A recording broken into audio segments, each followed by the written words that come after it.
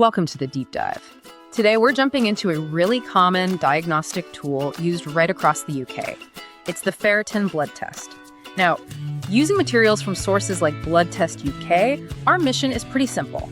We want to give you a quick guide on what this test actually measures, why your GP might order one, and, what the real benefits are for your health. It's a fascinating one because ferritin, well, it isn't the iron that's currently floating around in your blood. Okay, so what is it then?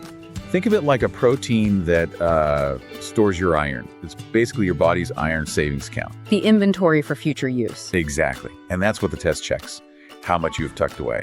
And for NHS specialists, that's so important for spotting problems like anemia early on. It's a much more stable, reliable number. Okay, let's unpack that. According to the info from Blood Test UK, what are the big benefits of checking this? The main benefit is, without a doubt, early help. Finding an issue like iron deficiency early means doctors can step in quickly, maybe with dietary changes or iron pills. It helps stop bigger problems from developing later on. It's a core part of British medical practice. So what are the common signs? What might make a GP in the UK say, let's run this test? The biggest one, the one we hear about most, is just feeling deeply tired, real fatigue. That exhaustion you can't shake. Yes, but also things like general weakness, maybe feeling out of breath when you exercise. And what about more visible signs? Unexplained hair loss and pale skin are also on the list. This test helps confirm if iron is the culprit. And you mentioned it's not just about having too little iron. Precisely.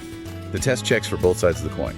So deficiency, which is too little iron. That overload? And iron overload, which is too much. Both can cause problems. This is where it gets really interesting for me. How do doctors in the UK actually read these results? What are the standards? They're very specific, which is good. It means care is consistent. Our sources, like Blood Test UK, confirm that the key number is 15. Yes, if your ferritin level is below 15 micrograms per liter, or GL, that's usually a clear sign of iron deficiency anemia. These are standards that follow NHS protocols and NICE recommendations. And what about preparing for the test? Are there any NHS guidelines to follow? There are a couple of key things. You might be asked to fast for a few hours beforehand. So no food. Right, no food. And it's really crucial to tell your doctor about any and all medicines you're taking, especially iron supplements, as you can imagine. Of course, that would skew the results. It would completely change the reading. So looking at the bigger picture, this is all part of British preventive healthcare.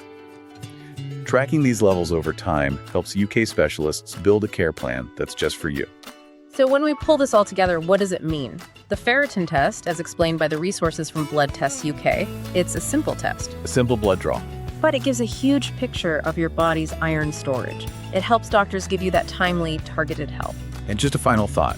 Remember we said high levels could mean too much iron or inflammation.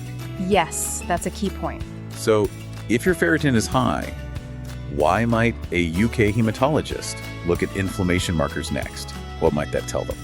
A great question to think about. Thank you for joining us for this deep dive.